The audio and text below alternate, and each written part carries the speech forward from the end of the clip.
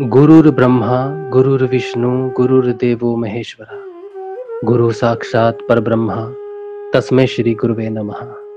तस्मै श्री गुरुवे नमः। तस्मै श्री गुरुवे नमः। बोलो समर्थ सदगुरुदेव संत श्री रामलाल जी सियाग की जय। बोलो शिव अवतारी महायोगी बाबा श्री गंगाईनाथ की जय। बोलो दशम अवतार कल की अवतार की जय। बोलो सनातन धर्म की जय। बोलो पलाना धाम की जय। बोलो जामसर धाम की जय। बोलो काजलवास धाम की जय। जय श्री गुरुदेव। जय श्री दादा। जय श्री दादा गुरुदेव। जय श्री दादा गुरुदेव। जय श्री दादा गुरुदेव। जय श्री दादा गुरुदेव। जय श्री दादा गुरुदेव। जय श्री गुरुदेव।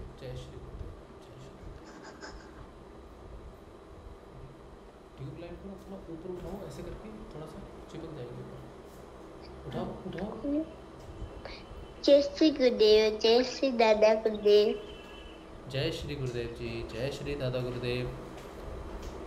अच्छा चलिए, अब ये जो प्रोग्राम है श्री गुरुदेव का, हमारे गुरुदेव श्री रामलाल जी सियाग जैसा कोई नहीं, इसमें हम अपनी जो यात्रा है, सिद्ध योग की यात्रा है, इसकी बात करते हैं, इसमें आने वाले बदलावों की बात करते हैं, इससे प्राप्त जो ज्ञान है उसको शेयर करते हैं, और जो अनुभूतियाँ हमें बदलाव लाती हैं वो अनुभूतियों को शेयर करते हैं। और कोई प्रश्न हो बदलाव का जो समझ में नहीं आता कई बार, क्योंकि गुरुदेव ने कहा है कि ये एक ऐसा विज्ञान है जो आज तक प्रकट नहीं हुआ, तो साधारण सी बात है, सिंपल सी बात है कि बहुत सारी ऐसी चीज़ें होंगी जो हमें पता नहीं है कि ये घटना घट रही है तो इसका अर्थ क्या हो सकता है। इस तरह के कई प्रश्न होते हैं जो हमारे मन में आते हैं, छोटे छोटे प्रश्न होते हैं जो साधना में बहुत महत्व रखते हैं। उन प्रश्नों का शेयर होना ज़रूरी है, उन प्रश्नों की बात होनी ज़रूरी है। इसीलिए इस समय हम बात करते हैं श्री गुरुदेव के सिद्ध योग से आने वाले परिवर्तन की, प्रश्नों की, और सिद्ध योग से उठने वाले चेंजेस की, बदलाव की बात करते हैं।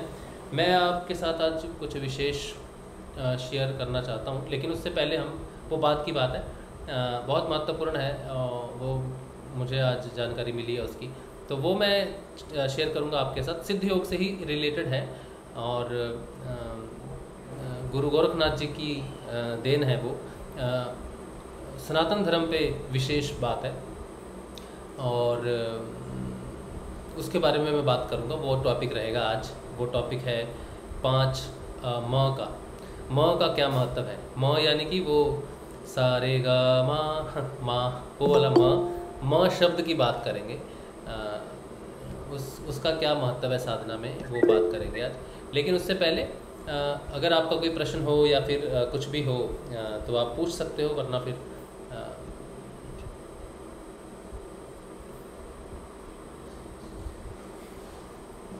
आप सबको जय श्री गुरुदेव। जो लोग यूट्यूब पे हैं और जो गूगल मीट पे हैं, आप सबको जय श्री गुरुदेव।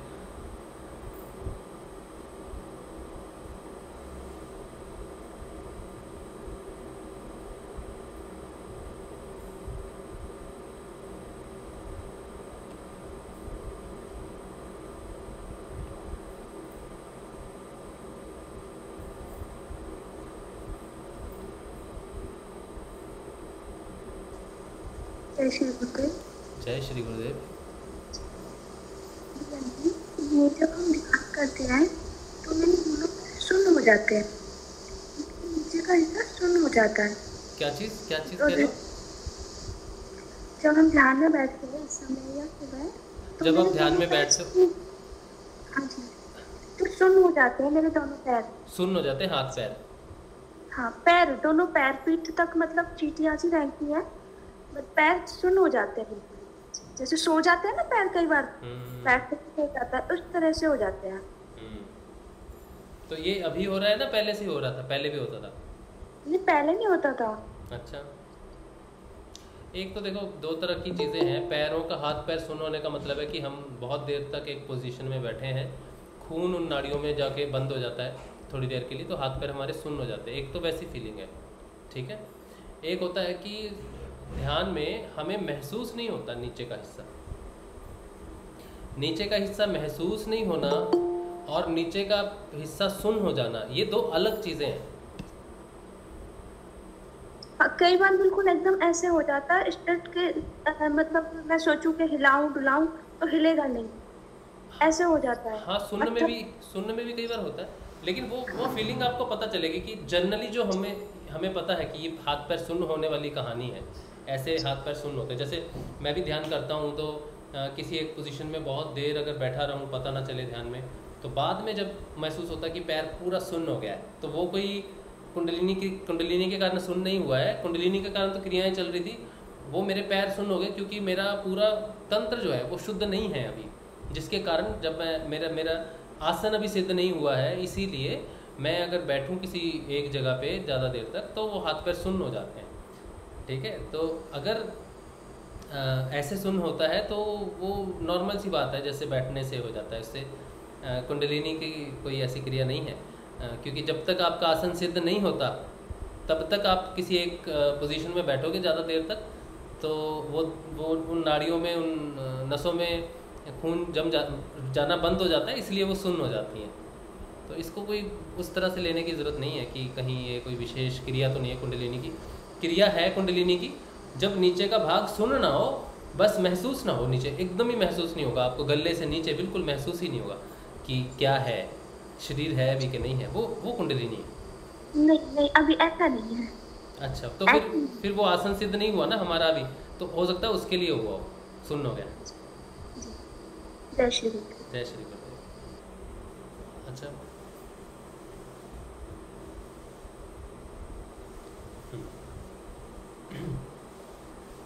और किसी गुरु भाई का कोई बदलाव कोई महसूस कर रहा हो इस समय, कोई महसूस कर रहा हो? देखिए ये प्रश्न बहुत अच्छा था कल्पना गुरु बहन का, कि ऐसी चीज़ है, बहुत सारी चीज़ें होती हैं जो हमें जान लेनी चाहिए। कई बार लगता है कि कुछ विशेष हो रहा है या नहीं हो रहा है, तो वो प्रश्न पूछ लेना चाहिए मेरे ख्याल से। अच्छी बात है, इतने सारे भाई बहन बैठे हैं तो किसी ना किसी के एक्सपीरियंस में हाँ विशेष अब मेरे साथ ये हो रहा है कि मेरे से कोई बात करता है या बहस वाली बात होती है तो मैं बहस नहीं करती। जैसे पहले हर चीज पे एक अड़ जाना कि नहीं ये बात है सही है, वो चीज खत्म हो रही है। ठीक है, आप तो उनके ऊपर छोड़ देना, सामने वाले के ऊपर, ठीक है आप सही हो, शांत हो जाना।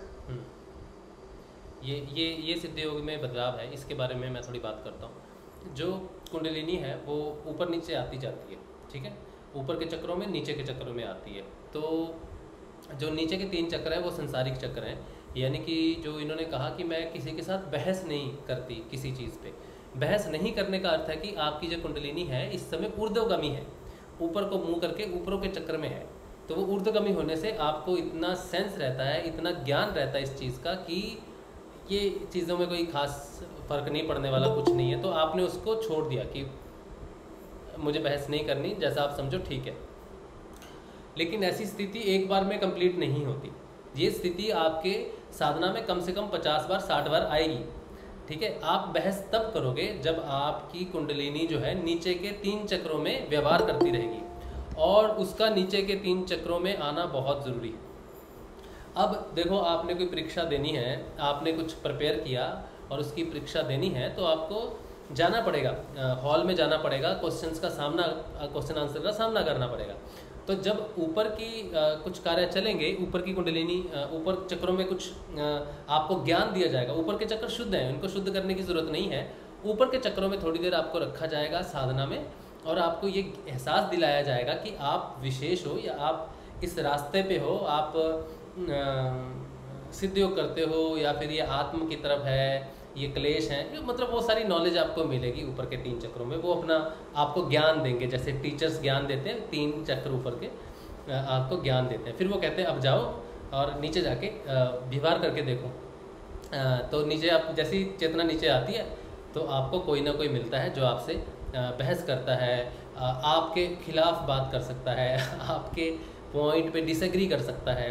तो फिर आप उसे प्रूव करने की कोशिश करते हो, आप उस चीज़ में इन्वॉल्व होते हो, और धीरे धीरे वो चीज़ रियलाइज़ करने शुरू कर देते हो कि मैं तो फंस गया। आप उससे बहस करते करते रियलाइज़ करोगे कि फंस गया इसलिए नहीं कि मेरे को उसका जवाब नहीं पता या फिर मैं गलत हूँ, ऐसा नहीं। फंस गया का मतलब है कि मैं तो इससे बहस में फंस गया, ये तो बेकार की बहस है, इसमें तो मुझे पढ़ना ही नहीं था, ये आदमी तो समझेगा नहीं, ये लड़की तो सब औरत तो समझेगी नहीं, ये कहाँ फंस गया। तो उस समय वो ज्ञान जो ऊपर से आपको प्राप्त हुआ है, जो शोधन आपको हुआ है, जो ज्ञान जिसकी हम ऊपर के चक्रों की बात करते हैं, वो आके आपको बताएगा कि नहीं, आप बदल नहीं सकते दुनिया को, आप नहीं बदल सकते इनके व्यवहार को, आप नहीं बदल सकते इनकी सोच को। तो अब आपको यहाँ से निकलना कैसे? तो फिर आपको मौन दिया जाएगा कि शांत हो जाओ, यहाँ पे कोई तर्क नहीं चलने वाला, कोई ज्ञान नहीं चलने वाला, ज्ञान मूर्खता है। नीचे के 3 चक्रों में, मणिपुर, स्वादिष्ठान और मूलाधार चक्र में बाहर के व्यवहार के लिए ज्ञान जो आध्यात्मिक है वो बेवकूफ़ी है, ठीक है। उसको आप बाहर प्रदर्शित करोगे तो आपको सरेआम कट ऑफ कर दिया जाएगा, बेवकूफ़ करार दिया जाएगा, ये कहा जाएगा कि ये भटक गया है या ये गलत रास्ते में, साधुओं के चक्कर में या फिर गुरुओं के चक्कर में पड़ गया, वैसी क्योंकि स्थिति बनी हुई है बाहर की। तो नीचे के 3 चक्रों में आने से वो आपको महसूस होगा कि आप बहस कर रहे हो, और वो ज्ञान जो आपको मिला है ऊपर के चक्रों से वो आपको नीचे से निकालेगा मौन देके कि चुप हो जा, कोई बात नहीं।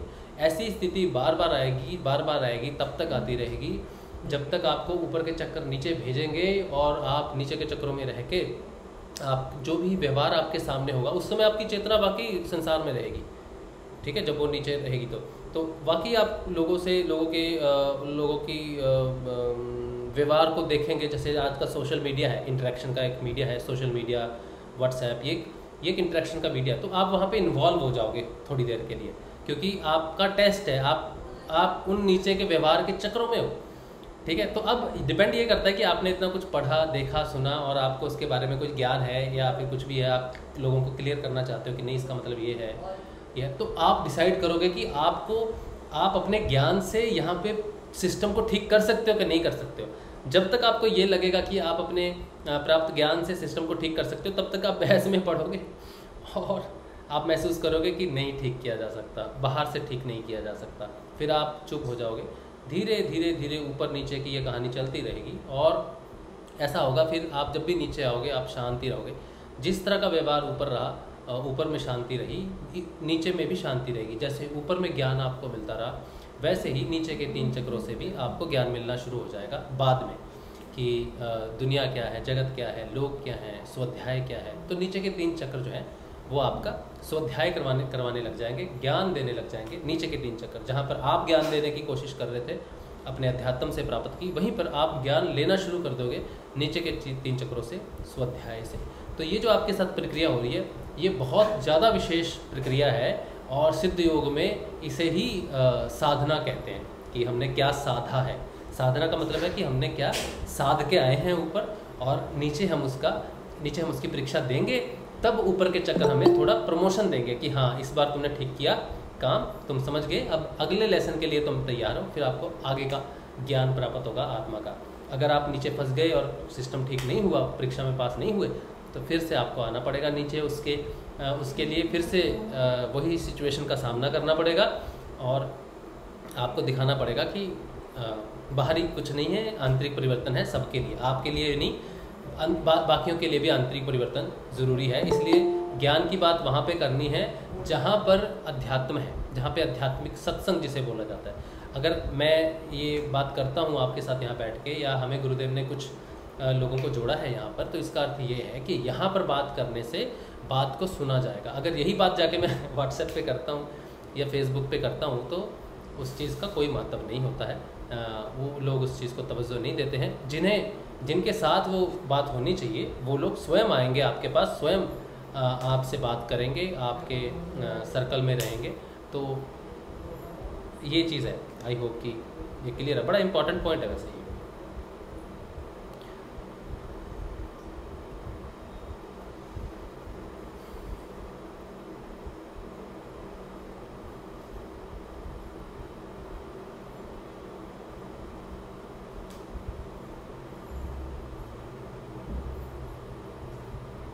और कुछ प्रश्न किसी का? कोई और कुछ बताना चाहता है? बदलाव जैसे इन्होंने बताया कि ये बदलाव हो रहा है, तो ये बदलाव महत्वपूर्ण है, काफ़ी महत्वपूर्ण बदलाव है।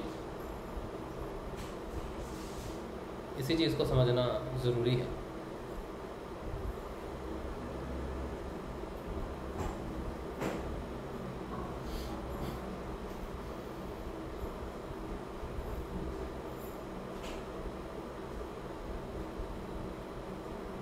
जय गुरुदेव। जय गुरुदेव जी नरहरि भाई, जय गुरुदेव। आज गुरुदेव का एक वीडियो अचानक से सामने आया इंस्टाग्राम पे। गुरुदेव ने बताया कि बिल्कुल गुरुदेव प्रसन्न मुद्रा में, वो उस वीडियो में पहली बार मेरे सामने आया, वो उसमें बोल रहे थे मैं तुम्हें अंदर के डॉक्टर से इंट्रोडक्शन करवाऊंगा, फिर तुम्हें उसको कहना पड़ेगा कि अब भाई ये रोग ठीक कर दे। हाँ। तो थोड़ा कंफ्यूजन हो गया, ये प्रार्थना नहीं हो गई? गुरुदेव ने कंफ्यूज कर दिया थोड़ा सा, हल्का सा। कौन से वीडियो में गुरुदेव ने कहा है कि अंदर के डॉक्टर को कहना पड़ेगा ठीक कर दे? हाँ, हंसते हंसते बोल दिया। मैं सुबह से कंफ्यूज हुआ कि क्या करें। अच्छा। इंस्टाग्राम पे था, छोटा सा क्लिप था। हाँ। तो ये हो गया आज। मैं आपको अंदर के डॉक्टर से मिलाऊंगा और आपको कहना पड़ेगा ये रोग ठीक कर दे। हाँ, अब भाई ये रोग ठीक कर दे। हाँ, अच्छा। तो वो तो कुंडलिनी की बात गुरुदेव ने कही होगी जरूर, कि कुंडलिनी जागृत होकर सारे रोगों को ठीक करती है। हाँ। और हमारी एक्सपेक्टेशन, मैं आपको बताऊं, कल की ही बात है, आज सुबह की बात है। आज सुबह मेडिटेशन में मुझे एक नाम आया, ठीक है, वो एक आध्यात्मिक नाम है। अच्छा। तो वो तो मैं अभी शेयर नहीं करूँगा। वो एक आध्यात्मिक नाम है, एक मतलब ऐसी छवि है वो नाम, जिससे आपके सारे रोग या फिर आपके सारे जो प्रॉब्लम्स हैं वो ठीक हो सकते हैं।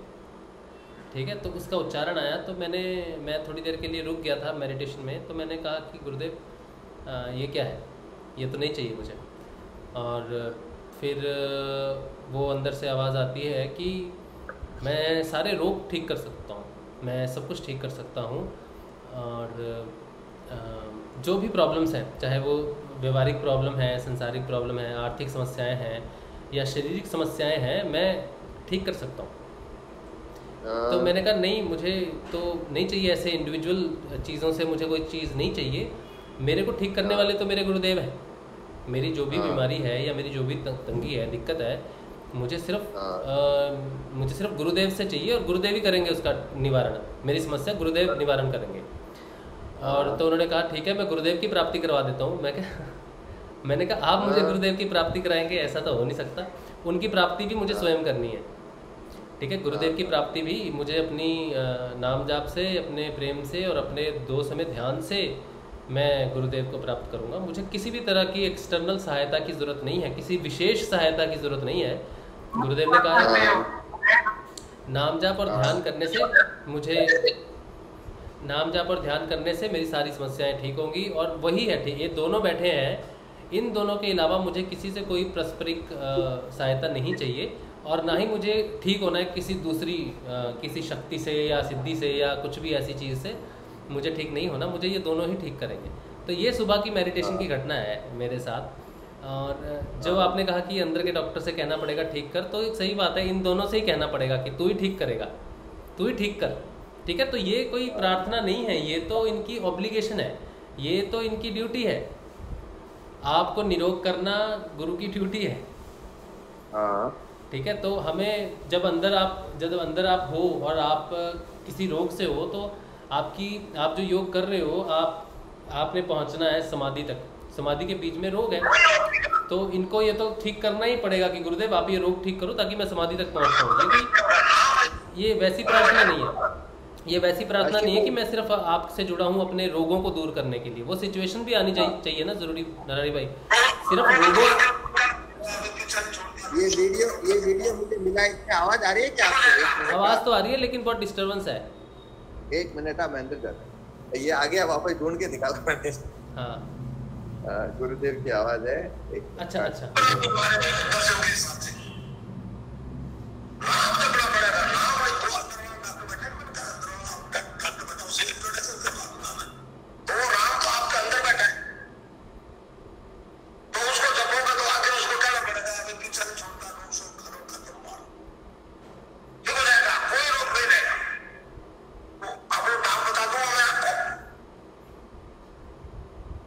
ये वाला वीडियो था। हाँ, वो आपके अंदर बैठा है, आपको उसको कहना पड़ेगा कि रोग ठीक कर दे।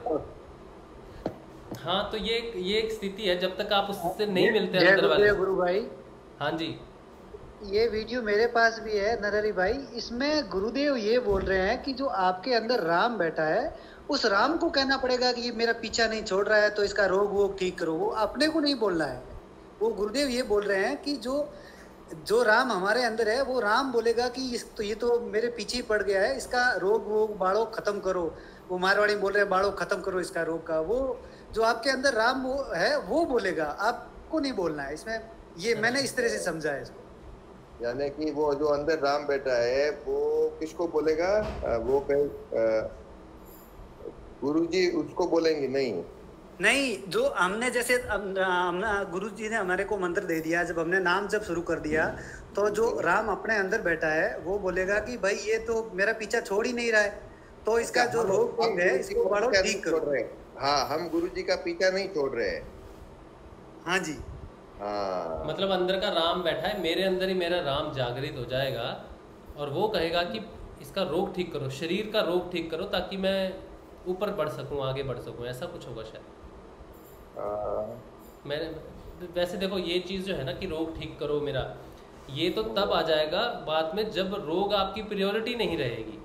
जब तक रोग आपकी प्रायोरिटी है तब तक प्रार्थना हम कर रहे हैं। जब रोग प्रायोरिटी नहीं है, जब समाधि प्रायोरिटी है, आपकी साधना प्रायोरिटी है कि मुझे साधना करनी है, ये रोग मेरी मुश्किल बन रहा है, इसे ठीक करो, तो वो डेफिनेटली वो तो अभाव प्रकट हो जाएगा कि मैं ऊपर जाना चाहता हूँ गुरुदेव, ये रोग मुझे रोक के बैठा है, इस रोग को ठीक करो। तो वो प्रार्थना जब आएगी ना, वो शब्द जब आएंगे ना, तब आपके लिए वो रोग महत्वपूर्ण नहीं रहेगा। पर गुरु भाई ने अभी जो समझाया वो राशिव भाई ऐसा नहीं समझाया। इन्होंने, मैं जो अभी समझा हूँ वो मैं ये समझाऊं। अभी जो गुरु भाई बोल रहे थे तो उनका कहना है कि हमारे अंदर जो राम बैठा है वो किसको कह रहा है? अंदर वाला राम कह रहा है कि भाई जो साधक है ना वो मुझे नहीं छोड़ रहा है, इसलिए इसका रोग को दूर करो। जो चेतना है ना, जो अंदर जो आपके द्विज बना है ना, चेतन हुआ है, वो राम ही है। जो चेतन हुआ है अंदर, आपके अंदर नरहरि के अंदर जो चेतन तत्व है वो राम है। ठीक है, राम जो है, राम को आगे बढ़ना है, उसका वो आध्यात्मिक यात्रा, उसे कोई रोग नहीं है। राम को कोई रोग नहीं है, वो अध्यात्म की यात्रा कर रहा है ऊपर, लेकिन उसको ऊपर जाने के लिए दिक्कतों का सामना करना पड़ रहा है। चेतन को दिक्कतों का सामना करना पड़ रहा है, और जब भी कोई दिक्कत आती है तो माँ कुंडलिनी नाम जब से, माँ कुंडलिनी एक हथौड़ा है समझ लो, वो उस रुकावट को तोड़ देती है और राम आगे बढ़ जाता है। ठीक है, फिर एक रोग ऐसा है कि रोग दूर नहीं हो रहा, तो राम को समाधि पे जाना है अपनी तरफ। ठीक है, लेकिन ये शरीर, ये नरहरि का शरीर जो है वो शरीर बाधा बना हुआ है। अब उस राम के लिए ऊपर जाना जरूरी है, लेकिन शरीर की बाधा है, तो उस राम के लिए शरीर ठीक हो जाए मौज मस्ती के लिए वो वाली प्रार्थना नहीं है। वो अंदर से राम कह रहा है कि अब इसका रोग ठीक करो, इसको तोड़ो, हटाओ, क्योंकि मुझे ऊपर जाना है। क्योंकि चेतन जो है ना, जो चेतना ऊपर जा रही है ना, ठीक है, वो जो राम है उसके लिए शरीर की या किसी भी कोई जो बीमारी है या हमारी जो भी क्लेश हैं, वो उसका एक ही पर्पस है कि वो समाधि में जाए, पूर्णता की तरफ जाए। ठीक है, लास्ट में सबसे आखिर में मूलाधार चक्र में उसको वो दिक्कतें दिखेंगी, शारीरिक दिक्कतें दिखेंगी जो उसको रोकेंगी। तब उसको जब रोकेंगी चेतन को, तो चेतन डेफिनेटली कहेगा कि इसका ये रोग ठीक करो, मुझे ऊपर जाना है।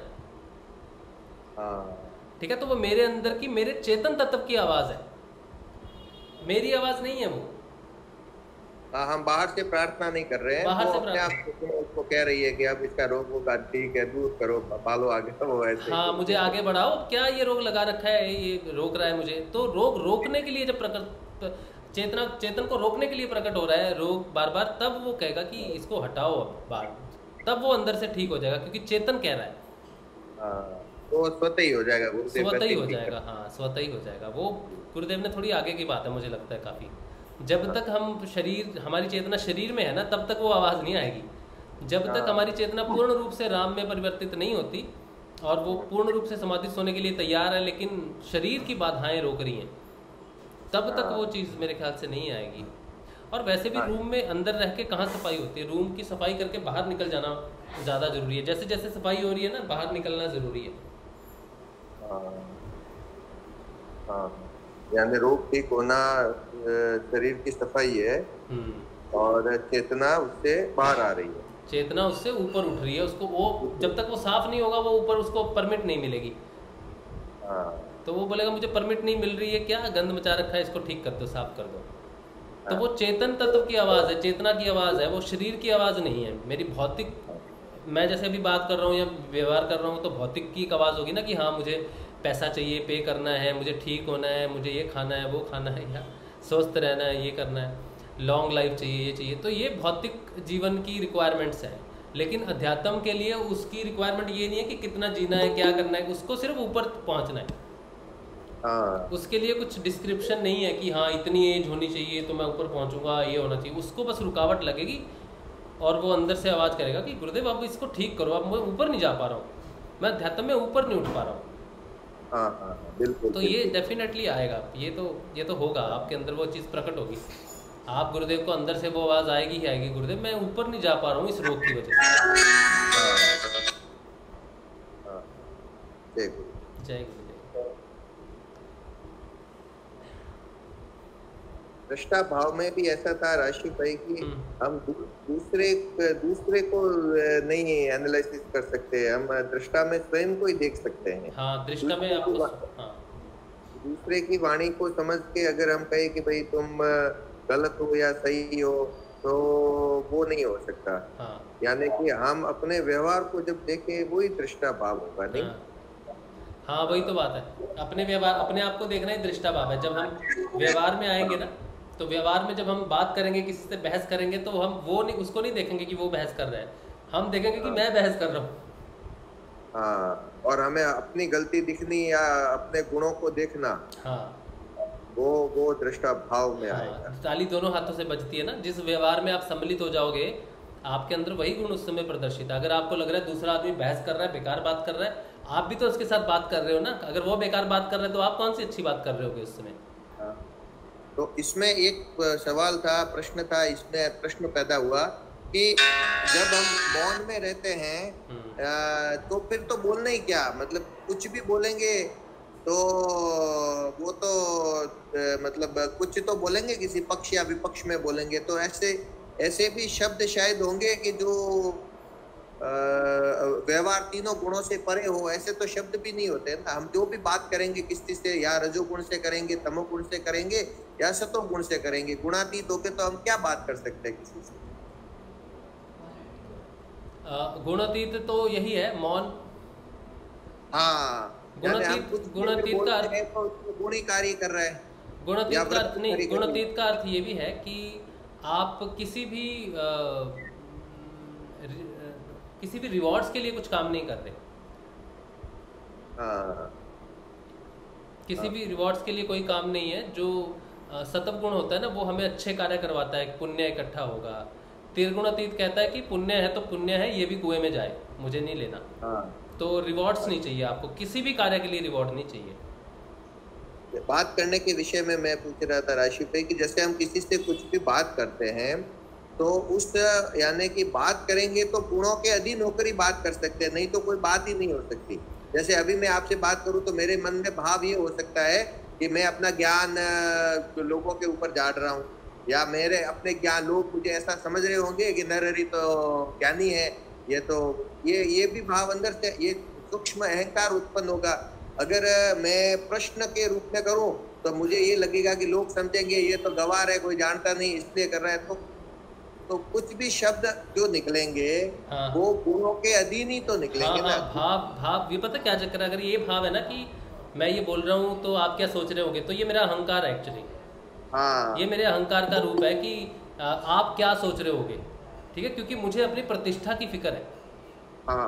मुझे अपनी प्रतिष्ठा की फिक्र है, तो मेरा अहंकार है, वो जिसे फिक्र है वो अहंकार का रूप है कि क्या होगा, कैसे होगा, मेरी कहीं छवि जो है वो धूमिल तो नहीं हो जाएगी, या फिर कोई ऐसा कार्य करने से मैं नीचे तो नहीं हो जाऊंगा। ये अहंकार। अगर हम कोई चीज एक्सपेक्ट नहीं करते हैं और कुछ भी बात करते हैं तो वो लेपन में नहीं आएगा। आप कुछ भी बात करो, कोई नेगेटिव बात भी कर रहे हैं, कुछ भी कर रहे हैं, आप उससे अच्छी बात करो, सहज बात करो और सही बात करो, ठीक है। वो आपके अंदर ये नहीं होना चाहिए कि इसको समझ में आएगा नहीं आएगा, क्योंकि आप उसमें बदलाव नहीं कर सकते, पहली बात तो। ठीक है। दूसरी बात, वो क्या सोच रहा है क्या नहीं सोच रहा है, इस भाव से आपको मुक्त होना पड़ेगा, नहीं तो आप अहंकार में गिर जाओगे कि ये मेरे बारे में क्या सोच, उसको जो सोच रहे हैं सोचने दो। You should be free. आप हर भाव से फ्री होने चाहिए। आपको लगता है आपके सामने एक प्रश्न आया, आपने उस प्रश्न का जवाब दिया, नॉर्मल प्रश्न का जवाब दिया, लेकिन उस पर अपने आप को और उस बंदे को कैटेगराइज नहीं किया कि प्रश्न पूछने वाला अज्ञानी है या मैं जवाब देने वाला ज्ञानी हूँ। कैटेगराइज नहीं कर सकते, क्योंकि उसके प्रश्न से ही आपके अंदर ज्ञान प्रकट हो रहा है। अगर अज्ञानी आपके सामने है तभी आप ज्ञानी हो, नहीं तो फिर आपका ज्ञान तो फिर कुछ नहीं है, कुछ नहीं है फिर तो आप। लेकिन जैसे ज्यादातर बातें नॉर्मली जो व्यवहार में होती है वो गुणों के अधीन ही होती है, मेरा ऐसा मानना है। गुणों के अधीन तो व्यवहार तो गुणों के अधीन होता है, सत्व गुण के अधीन व्यवहार आप कर सकते हो। व्यवहार आपका जब तक आप जियोगे सत्व गुण के अधीन रहना चाहिए। हाँ, मतलब हम गुणातीत होके तो सामान्य रूप से व्यवहार कर ही नहीं सकते। गुणातीत होने का अर्थ है कि आपने कुछ भी गुणातीत एक स्थिति है, गुणातीत स्थिति है। और जो व्यवहार आप कर रहे हो वो संसारिक दृष्टिकोण से रहने के लिए, आपको सरवाइव करने के लिए जो बातचीत करनी है वो सत्व गुणी बात होनी चाहिए। लेकिन आपको सत्व गुण से भी त्रिगुणातीत एक स्टेप फर्दर है ना सत्व गुण से, तो व्यवहार आपको सत्व गुण से ही करना है, लेकिन उस सत्व गुण से कुछ इकट्ठा नहीं करना है आपको, तब आपकी स्थिति त्रिगुणातीत की स्थिति है। जैसे गुरुदेव ने कहा ना, भाई मैं देता नहीं कुछ तो लूं क्या, सब कुछ दे दिया उन्होंने, फिर भी कहते हैं मैं देता नहीं कुछ तो लूं क्या। अगर हमसे ले लेते तो इकट्ठा हो जाता ना उनके पास, तो इकट्ठा तो उन्होंने नहीं करना। दूसरा, कल आपने जो पतंजलि अष्टांग योग के बारे में बताया तो मैंने कुछ पेजेस पढ़े, तो उसमें भी एक प्रश्न निकल गया कि पुरुष और प्रकृति मिलने से महातत्व की उत्पत्ति हुई और महातत्व शरीर में आया तो चित्त बना, और चित्त अहंकार के वशीभूत होकर मन और बुद्धि की रचना की, और दूसरी तरफ है आत्मा। तो ये वो चित्त आत्मा चित्त दोनों अलग अलग है ना, कि एक ही होते हैं? आत्मा जो है वो चित्त से भिन्न है। आत्मा पर एक तो परमात्मा है, ठीक है, वो हमेशा सबसे भिन्न है, अचल है, पूर्ण है, हमेशा यहाँ पर है वो, ठीक है। उसके अंदर जो चेतन तत्व है, चेतन तत्व ने एक अंदर संकल्प किया मैं एक से अनेक हो जाऊं, ठीक है। जैसे ही वो एक से अनेक होता है तो उसकी ये शक्ति जो है, जो अनेक करेगी, उसके अंदर ही है। जो संकल्प जिसने किया ना, उसने अपनी शक्ति को ही आदेश दिया कि मैं एक से अनेक हो जाऊं। तो सबसे पहले उसकी शक्ति ने एक भिन्न रूप धारण किया इस संकल्प से।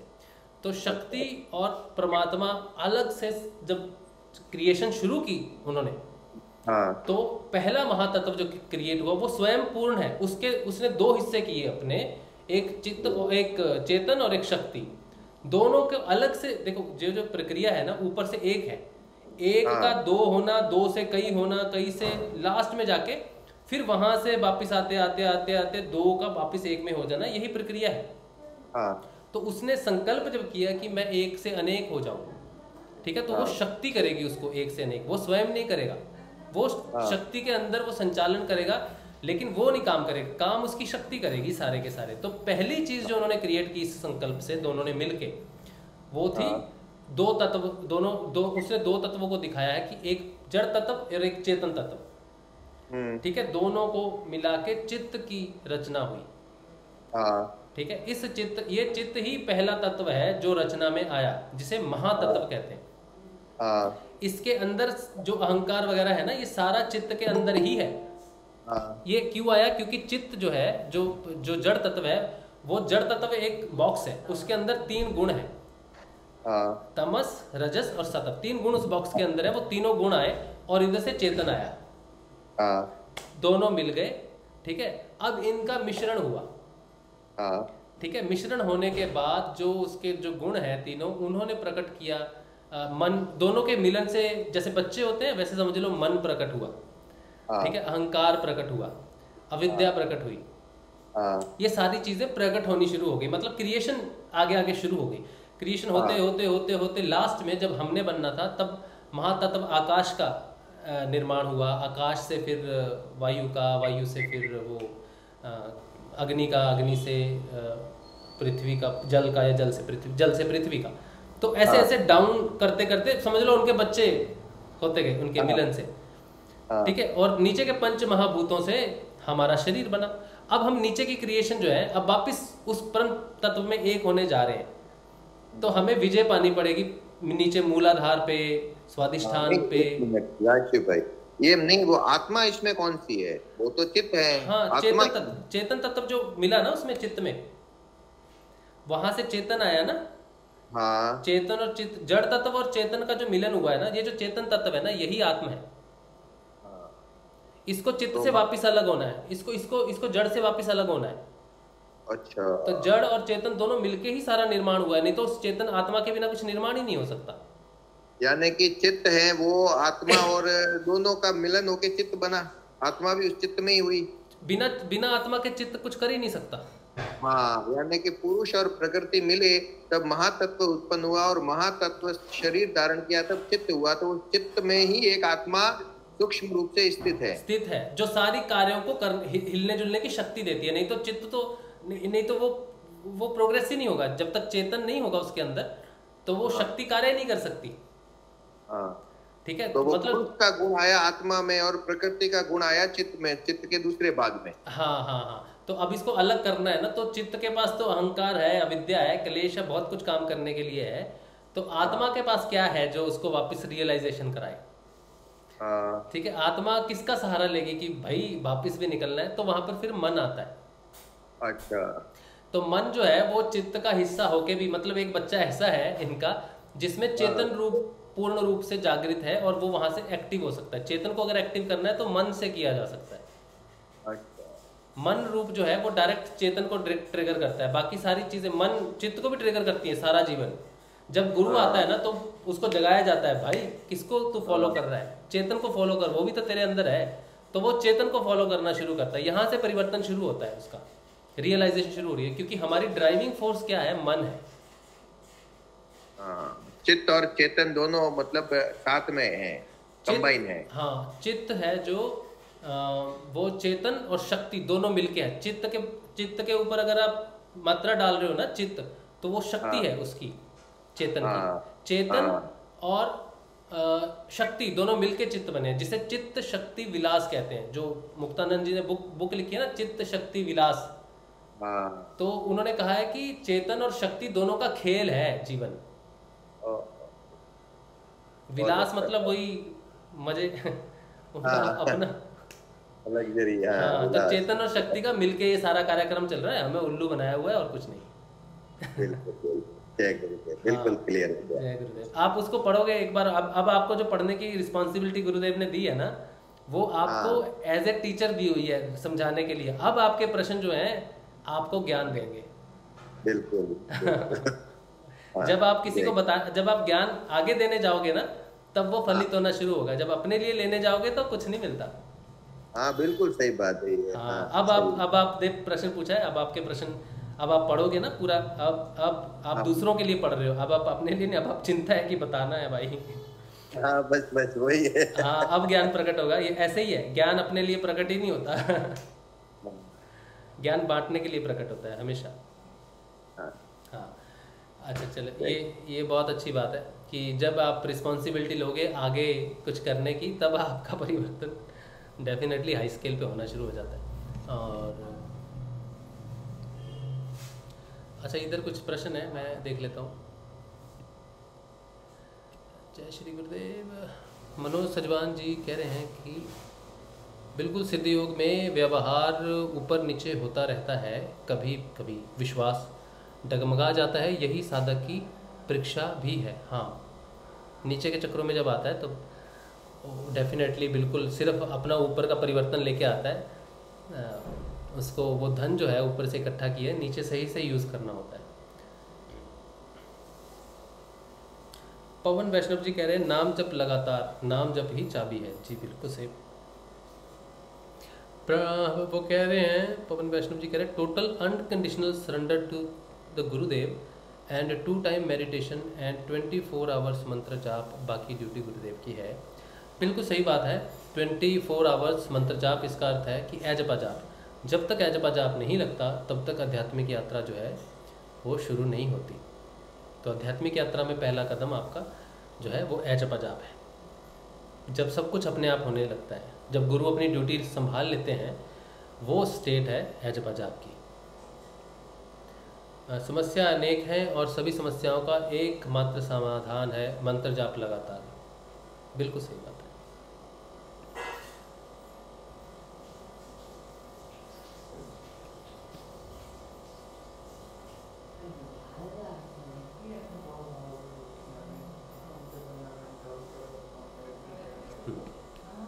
चलिए, ये तो रहा कि प्रश्न। और किसी का कोई प्रश्न है या कुछ बदलाव या कुछ हमें बताना चाहते हैं, हमें कुछ पता चले नया? जय गुरुदेव भाई। जय गुरुदेव जी। राजवीर भाई, आज मैडम जब ध्यान लगाया था शाम को, तो मैडम बता रही थी कि उससे हवन जैसे क्रिया करवाई गई है। हवन जैसी क्रिया करवाई है? हाँ भाई, वो उसे लग रहा था कि मेरे से हवन करवा रहा है। तो मुझे गुरु भाई से पूछता हूँ इसका क्या कारण है। हाँ, ऐसी क्रियाएं होती हैं। आरती करते हैं, जब हम ध्यान करते हैं तो उसमें ऐसे ऐसे आरती भी होगी, ठीक है, घंटी बजेगी, वो सारी क्रियाएं हैं, आंतरिक क्रियाएं हैं। मैडम बता रही 2 बार हुआ था आज ही।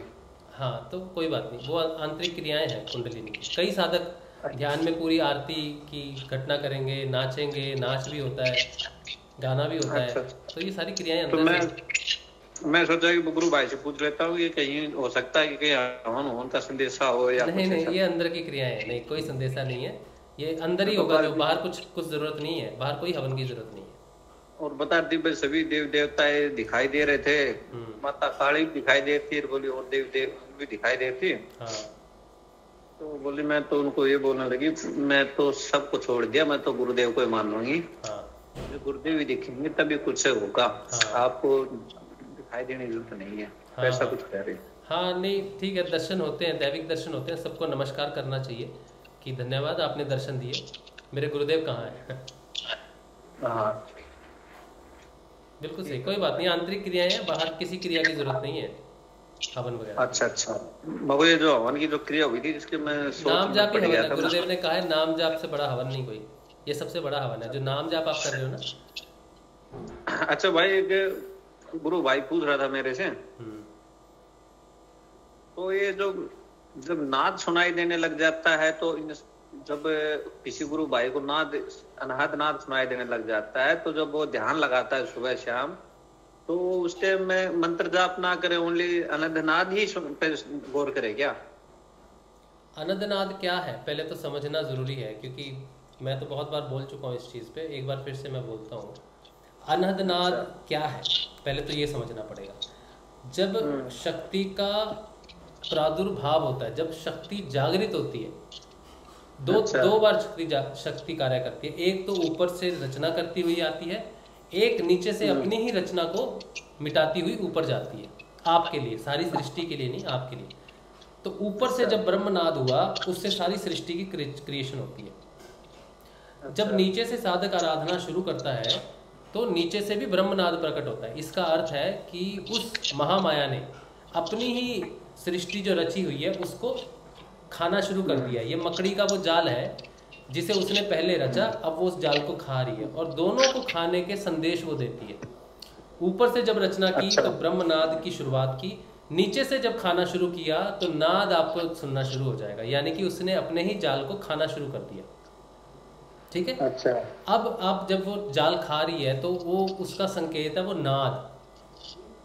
ठीक है। अच्छा। अब आपको उस नाद का अनुसंधान करना है ज्यादा से ज्यादा। आप नाद का अनुसंधान ज्यादा कर नहीं सकते। जितना आप मंत्र जप सकते हो उतना आप नाद नहीं सुन सकते। अगर 24 घंटे मंत्र जाप है तो फिर नाद 5 मिनट या 10 मिनट ही काफी है। ठीक है। इससे ज्यादा मैं टोटल टाइम मिला के बोल रहा हूँ। ठीक है। अब जब आपके पास उतना समय हो कि मैं नाद पे ध्यान दूं कि मुझे अगर तंद्रा लग जाए, मुझे अगर नींद आ जाए तो कोई दिक्कत ना हो, तब आपने नाद सुनना है। रात को सोने से पहले सुन लो, ध्यान से पहले सुन लो, ध्यान करने के बाद भी नाद सुन सकते हो। अब बात यह है कि जो नाद को सुनना हम कहते हैं वो अद्वैत की घोषणा है। पहले ध्यान और मंत्र जाप 2 अलग प्रक्रिया थी। अब नाद सुनने का अर्थ है कि नाद को सुनना, मंत्र जाप और ध्यान दोनों एक ही प्रक्रिया है। नाद को सुनना ही ध्यान है। अच्छा। तो जितनी बार आप नाद सुन रहे हो उतनी बार आप ध्यान कर रहे हो, ठीक है। अच्छा। अब 2 समय नियमित ध्यान तो आपके जीवन में होना चाहिए साधना का, कि 2 समय मैं नियमित ध्यान करूंगा। उस समय आपने बैठ जाना है और जो भी सहजता से हो, अगर क्रिया हो रही है तो क्रिया की तरफ ध्यान देना है, क्रिया नहीं हो रही तो नाद की तरफ ध्यान देना है। नाद भी अगर शोर शराबे में सुनाई नहीं दे रहा तो मंत्र जाप करना है। जो सहज प्रक्रिया है उसकी तरफ ध्यान केंद्रित करना है, जो नेचुरली हो रही है। सहज योग का अर्थ है अपने आप होने वाला योग, और हमें हमारा ध्यान उसी तरफ केंद्रित करना चाहिए जो अपने आप हो रहा है, ठीक है। तो अपने आप क्रियाएं हो रही हैं तो मैं क्रियाओं की तरफ ध्यान दूंगा। फिर नाद अगर अपने आप सुनने लग जाए तो नाद सुनना है। अगर दोनों में से कुछ भी नहीं तो फिर मंत्र जाप, वो ए जपा जाप अपने आप स्वयं प्रकट हो जाएगा वहां पे आपके नाम जपने से पहले। ठीक है भाई साहब, एक वो मेरा प्रश्न और था गुरु भाई। हाँ, वो जो नाभि वाला जो आपने बताया था कि मैं कुछ बाद में बताऊंगा, उसको 3-4 दिन हो गए इस बात को। नाभि में जो ध्यान लगाने से मैं बोला वाइब्रेट सी होती है, तो क्या मुझे नाभि पे ध्यान लगाना चाहिए या कोई दूसरा काम करना चाहिए? मैंने वही तो कहा, अगर आपको नाभि की क्रिया हो रही है ना, जैसे मुझे क्रिया होती है, ठीक है। अच्छा, मुझे क्रिया हुई, ठीक है, और एक मंत्र चलता है, एक मंत्र चल रहा है, मैं मंत्र नहीं बता रहा आपको, ठीक है। एक मंत्र चलता है और ये क्रिया चलती है।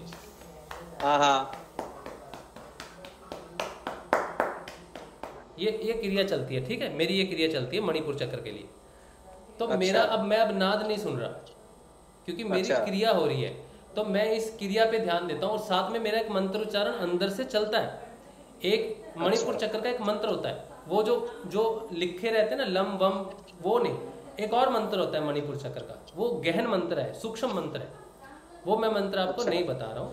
तो वो मंत्र साथ में चलता है, तो वो मंत्र का उच्चारण चल रहा है जिसे मैं सुन रहा हूँ, और ये क्रिया है जो हो रही है और मैं इसकी तरफ ध्यान दे रहा हूँ, बस, ठीक है। मेरी आंखें खुली भी है तो मैं गुरुदेव की तस्वीर देख रहा हूँ और वो उच्चारण मुझे नबी पे जो पेट वाला है ये भी होता है डेली, उसके बाद में छाती पे भी होता है, सिर पे भी होता है, माथे पे भी होता है। ये सारी क्रियाएं हैं, आप बिल्कुल चिंता मत करो, ये सारी क्रियाएं हैं।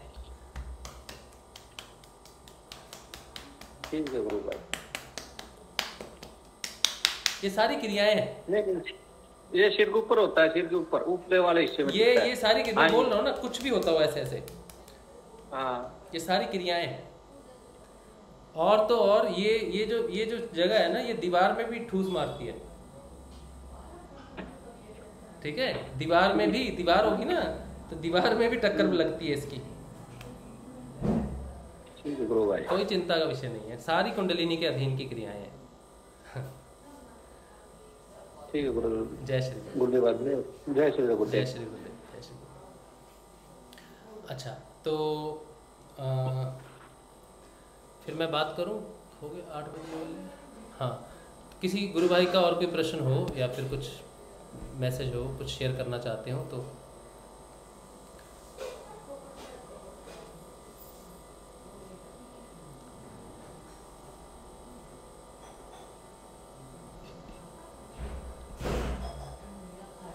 अच्छा, चलिए, अब कोई प्रश्न नहीं है तो मैं कुछ थोड़ी बात आपके साथ साझा करता हूँ जो मुझे आज पता चली है। जो गोरखनाथ जी के बारे में मैं थोड़ा देख रहा था, थोड़ा गोरखनाथ जी के बारे में जान रहा था, तो मुझे गोरखनाथ जी के द्वारा प्राप्त म के बारे में जानकारी मिली। मुझे अभी नहीं खाना है, रख दो, मैं बाद में ही खाऊंगा, फ्रिज में रख दो या फिर तो जो मुझे जानकारी मिली गोरखनाथ जी से, गोरखनाथ जी को अध्ययन करने से, वो उन्होंने 5 म के बारे में बताया है। इस म के बारे में जानकारी उन्होंने दी थी जाके नेपाल साइड, जो गोरखा जी ने बोलते हैं ना, पूरा सिस्टम उनका नेपाल की तरफ, तिब्बत की तरफ, तिब्बत स्पेसिफिकली। उधर क्या हुआ कि जो आप इस तरफ जाते हो वेस्ट बंगाल के उस तरफ, तो आपको कामाख्या माता के बारे में अगर आपने सुना हो तो वो एक जगह है जो तांत्रिकों की जगह है, कामाख्या। वहाँ पे तांत्रिक साधना होती है और वहाँ पर जो माँ का है जो प्राइवेट पार्ट है वो गिरा था, और क्योंकि वो सिद्ध पीठ है तो माँ के जो हिस्से गिरे थे शरीर के, वहाँ पे माँ की योनिगिरी मतलब प्राइवेट प्रजनन की जो हिस्सा है माँ का वो गिरा। तो वहाँ पे साधनाएं जो होती हैं वो अपने वंश को आगे बढ़ाने के लिए की जाती हैं कामाख्या में, और कुछ तांत्रिक साधनाएं वहाँ पर होती हैं।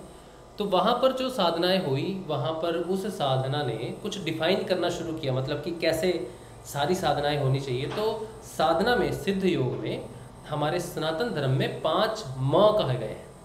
5 म जो है वो है मांस, फिर है मदिरा मांस, फिर है मीन मांस मीन, फिर है मदिरा, और फिर है मांस।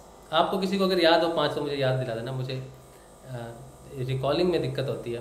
पहला है मांस, दूसरा है मांस, मदिरा, मुद्रा, मीन और मैथुन, ये 5 चीज़ें हैं। तो जो तिब्बत में जो प्रचार हुआ इस योग का, तो वो सनातन धर्म के हिसाब से हुआ नहीं।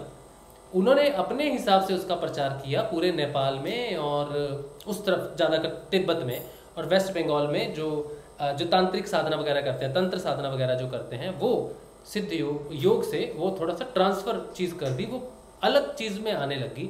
तो उन्होंने मांस को कहा कि मांस जो है वो जो बलि देते हैं किसी पशु की, उसका मांस खाते हैं, देवी को बलि देते हैं और मांस खाते हैं। तो उन्होंने कहा ये साधना का हिस्सा है बलि का मांस खाना।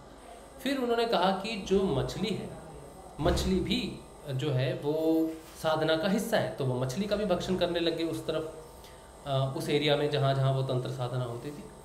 और उसके साथ उन्होंने मदिरा का भी सेवन करना शुरू कर दिया कि मदिरा जो है भैरव, जो उन्होंने कहा कि भैरव उनके साथ वहाँ पे मदिरा पान करते हैं, उनको भोग चढ़ता है, फिर वो खाते हैं। तो मदिरा पान भी साधना का हिस्सा है। फिर आई मुद्रा। मुद्रा का अर्थ उन्होंने निकाला पैसे, और लोगों को ये तंत्र साधना दो, इतने पैसे चढ़ाओ, ये साधना पूरी होगी, ये करो, वो होगा। तो मुद्रा उन्होंने ऐंठना शुरू कर दिया, मुद्रा लेना शुरू कर दिया साधना के लिए। अब 5वीं थी मैथुन। मैथुन का अर्थ है कि वो संभोग जो करते हैं, मैथुन जो करते हैं वो करो, वो भी साधना का हिस्सा है। ठीक है। अब ये 5 चीज़ें जो हैं, ये पांचों चीज़ों को तंत्र विज्ञान में अलग तरह से इसको विख्यात करना शुरू कर दिया, प्रमोट करना शुरू कर दिया, खास करके तिब्बत के एरिया में। अब है पूनम, ये आवाज़ बंद कर दो, ये मोटर बंद कर दो। तो 5 चीज़ों को इस तरह से करना शुरू कर दिया, जिससे कि योग भ्रष्ट होने शुरू हो गए लोग बहुत ज़्यादा। मशीन वो वाली हाँ, तो भ्रष्ट होने शुरू हो गए लोग। अब गोरखनाथ जी को जब ये बात का महसूस हुआ तो उन्होंने प्रचार प्रसार किया, बहुत दूर दूर तक उन्होंने प्रचार प्रसार किया। तो तिब्बत में भी जाके उन्होंने प्रचार प्रसार किया। तब उन्होंने सनातन धर्म के हिसाब से इन 5 म का अर्थ जो है वो सारे संसार को समझाया। और उसमें जो 5 म उन्होंने कहे, पहला म उन्होंने कहा मांस भोजन, मांस का भोजन। सनातन धर्म में मांस का भोजन क्या है ये उन्होंने बताया। मांस का भोजन का अर्थ है कि जो चित्त है, 2 तरह से चित्त है। जब चित्त पूर्ण रूप से आत्मा में एक 2 चित्त होते हैं ना, एक समिष्ट चित्त और एक विशिष्ट चित्त। विशिष्ट चित्त का अर्थ है सारी जो गुण है वो सारे उसमें मिले हुए हैं, तमस रजस और सतस सारे गुण उसमें मिले हुए हैं, और वो एक व्यक्तित्व का चित्त है। जैसे मेरा चित्त अलग है, आप सबका अलग अलग चित्त है, तो ये विशिष्ट चित्त है, व्यक्तित्व अपना अपना अलग व्यक्तित्व का चित्त है। जब ये मैं हूँ, मैं वो चित्त हूँ, राजशिव चित्त है, आप सारे अलग अलग चित्त हो। जब आपकी चेतना ऊपर उठ जाएगी और चित्त पूर्ण रूप से समिष्ट चित्त में परिवर्तित हो जाएगा, तो आत्मा जो है, समिष्ट चित्त जो आत्मा है, उसमें जो आत्मा है वो भक्षण कर लेगी आपके विशिष्ट चित्त का, मतलब आपका भक्षण कर लेगी, मतलब मैं का भक्षण कर लेगी। ठीक है। अब जब वो इस चित्त का भक्षण करती है, मैं का भक्षण करती है, आपका भक्षण करती है आत्मा, तब वो कहते हैं कि ये हुआ पहला म, जिसे कहते हैं मांस भक्षण।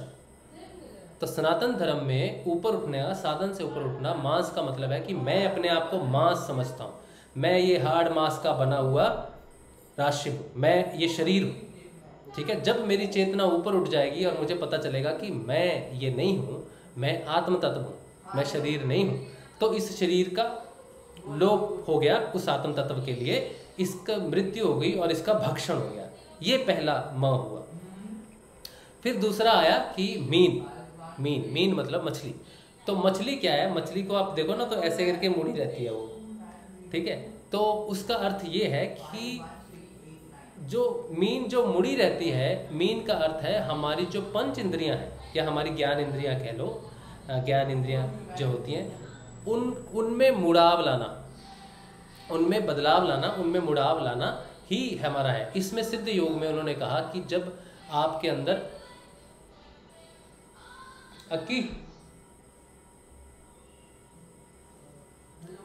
हाँ, तो ये मुड़ाव आना, इसका उन्होंने अर्थ समझाया कि प्रत्याहार, यानी कि जब आपके जीवन में प्रत्याहार प्रकट हो जाएगा तो आपकी इंद्रियों का अंतर्मुखी मुड़ना शुरू हो जाएगा। यानी कि मैं जो सुनता हूँ, देखता हूँ, टच करता हूँ, या जीवा पे जो रस है, ये सारी चीज़ें जो मैं फील करता हूँ, ये मेरी चेतना को बाहर की तरफ लेके जाती हैं कि मैं ये पा लूँ, ये कर लूँ, ये ले लूँ, ये अच्छा है, ये टच करने में, सुनने में, देखने में, खाने में, महसूस करने में ये अच्छा है, मैं ये ले लूँ। जब प्रत्याहार प्रकट हो जाता है, इन सब से वैराग्य प्रकट होना शुरू हो जाता है, तो इंद्रियां अंतर्मुखी होना शुरू हो जाती है। तो इंद्रियों का परिवर्तन होना, मुड़ जाना अंदर की तरफ मीन है, ये प्रत्याहार है, ये साधना का हिस्सा है, साधना का परिवर्तन है। तो जब आपके अंदर प्रत्याहार प्रकट हो जाएगा, इंद्रियों का अंतर्मुखी होना प्रकट शुरू हो जाएगा, तो दूसरा म जो है वो आपको पता चलेगा, जिसे मीन कहा गया। तीसरा कहा गया मदिरा। मदिरा में जो गुरुदेव जो कहते हैं वो बात आती है, मदिरा वो मदिरा नहीं जिसको पी के आप झूमते हो 12 घंटे। जो बाबर था, बाबर शायद गुरु नानक जी के समय के बात है, तो उनसे जब उन्होंने कहा था कि मैं तुम्हें देता हूँ दारू, मदिरा देता हूँ, ये मंगाई हुई है, बड़ी दूर से कहीं से मंगाई हुई है, तो इसका जो नशा है ना वो 12 घंटे तक आपको झुमाएगा, 12 घंटे इसका नशा रहेगा, आप इसको पी के देखो। तो नानक जी ने कहा था मेरे पास ऐसी दारू है जो आपको 24 घंटे नशे में रखेगी। तो गुरुदेव की वो जो बात आती है, भांग धतूरा नानका उतर जाए प्रभात, नाम कुमारी नानका चढ़ी रहे दिन रात। तो नाम की जो खुमारी है, नाम का जो नशा है ना, वो मदिरा है। ये जो बाहर मदिरा खा के नशा कर रहे हैं तंत्र विज्ञान में, ये वो नहीं है, बल्कि जो नाम का नशा जो है, जो 24 घंटे चढ़ता है आपको, वो मदिरा है, वो सनातन धर्म की मदिरा है, नाम का नशा। तो ये तीसरा म जब आपको जब जाप लग जाएगा, तब आपको तीसरी मदिरा का सेवन करने, तीसरे म का सेवन करने में मिलेगा, जिसे मदिरा कहते हैं। फिर आता है मुद्रा। मुद्रा जो तंत्र विज्ञान में है, पैसे लेना, ये काम करा दूंगा, वो करवा दूंगा, ये कर दूंगा, वो कर दूंगा, पैसा ले लूंगा, ये सब। तो उसका बताया कि मुद्रा का अर्थ है कि हमारी जो जीव का अग्रभाव है, ये पीछे मुड़ेगा, तालू में चिपकेगा, और वहां से आपको एक रस की प्राप्ति होगी, जिसे अमृत कहा गया। तो मुद्रा का अर्थ है जब आपको खेचरी मुद्रा का अनुभव होना शुरू हो जाएगा, तब आपको वो रस की प्राप्ति शुरू हो जाएगी। तो मुद्रा का कुछ एक और मुद्राएं भी हैं, तो इस मुद्रा का आपको जब प्राप्ति हो जाएगी, महारानी मुद्रा भी कहते हैं, विशेष मुद्रा भी कहते हैं, और ये शरीर को निरोगता देने वाली मुद्रा भी है, तब आपके पास चौथा म आ जाएगा, जिसे मुद्रा कहते हैं, खेचरी मुद्रा कहते हैं, ना कि पैसे वाली मुद्रा, जिसे उन्होंने तंत्र विज्ञान में अलग से पेश किया। फिर पांचवा म जो आया वो था मैथुन।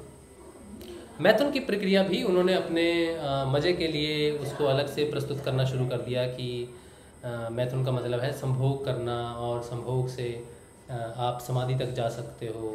हालांकि इसमें मैं ओशो की बात नहीं कर रहा हूँ, ओशो को मैं अलग तरीके से लेता हूँ। ओशो को मैं, ये बात ओशो की नहीं है, मैं इस तरह से ओशो को कोट भी नहीं करता कि उन्होंने कहा संभोग से समाधि तक। उनका अर्थ जो मैं समझता हूँ ओशो का, वो ये है कि जो आप संभोग में जो ऊर्जा व्यर्थ करते हो, वो सबसे नीचे की अवस्था है, लेकिन उसी ऊर्जा को अगर आप ऊर्ध्व गति कर दो, समाधि तक ले जाओ, तो वो सदैव के लिए है, परमानेंट है।